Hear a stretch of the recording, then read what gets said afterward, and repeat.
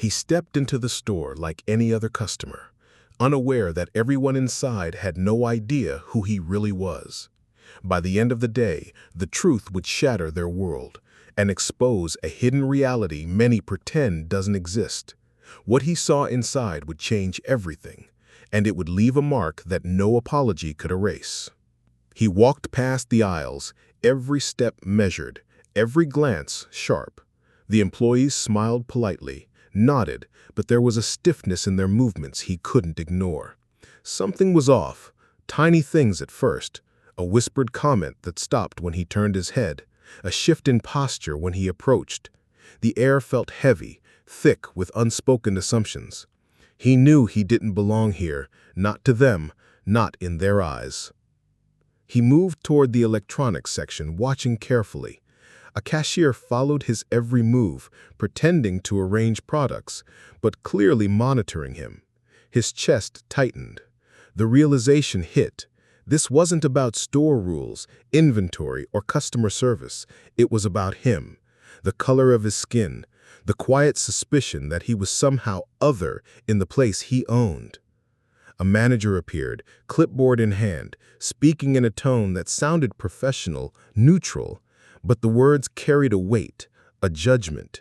Questions about how he found certain products, remarks about price tags that seemed harmless but stung with condescension. Each interaction, each glance piled on. He felt the weight of years of prejudice pressing down in these small, deliberate acts. He approached the back room, curiosity masking the anxiety tightening in his chest. That's when he saw it.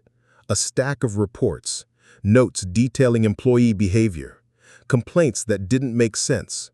Some were exaggerated, others outright false, but they painted a picture he recognized.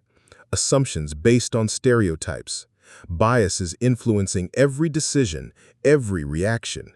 His stomach churned. This wasn't a store problem. It was a reflection of a broader, painful reality that played out in countless workplaces every day. Then came the moment that made his pulse race. From the corner of his eye, he saw a group of employees huddled, whispering, their eyes darting toward him. Laughter, subtle but sharp, carried across the room. They thought he didn't see. They thought he was just a customer. But he saw.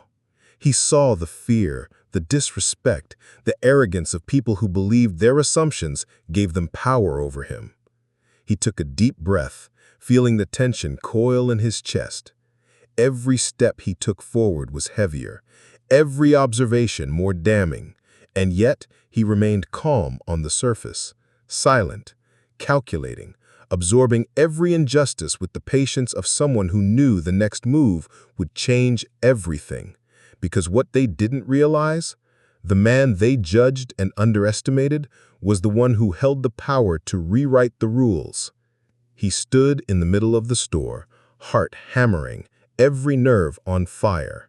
What he had seen, the whispered jokes, the sneering looks, the subtle sabotage, had been building, but now it boiled over into something undeniable.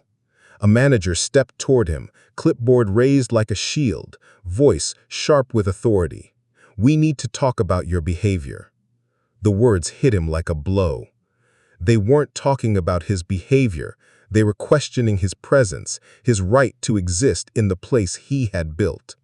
The employees around them watched, some with curiosity, some with smug satisfaction, convinced of their control. The air seemed to thicken, charged with assumptions, prejudices, and entitlement.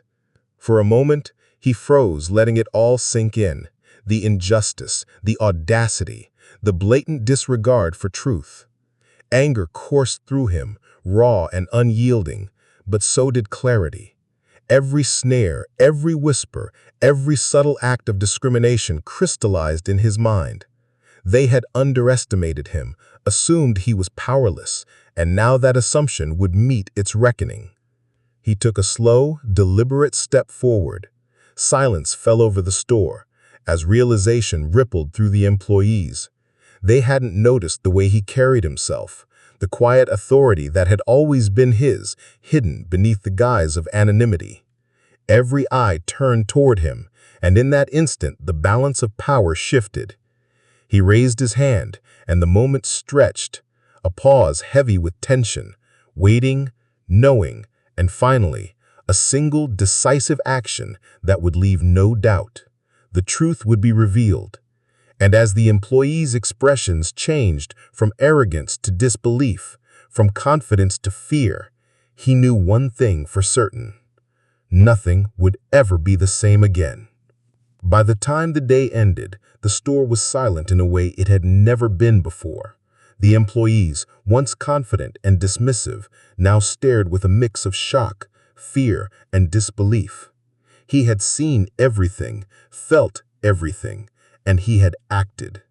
What they thought was a routine day had transformed into a reckoning, a mirror reflecting not just their actions, but the assumptions that fueled them. For him, the victory was not in confrontation alone. It was in clarity, in reclaiming authority over a space that had long been shadowed by prejudice. The anger and humiliation he had absorbed became a catalyst, a reminder of why he fought, why he built, and why he refused to let ignorance dictate reality. But the impact extended beyond him. The employees had been confronted with the consequences of their biases, forced to recognize a truth they had avoided, the harm that hidden judgments, subtle disrespect, and unchecked assumptions can inflict. And for anyone watching this story, the lesson is clear. Racism doesn't always wear a mask. Sometimes it lingers in the small, unseen ways we treat each other every day. As he walked out of the store, the weight of the experience settled, heavy but instructive. He had faced injustice head-on, and in doing so, revealed a reality that cannot be ignored. The story didn't end with anger or revenge.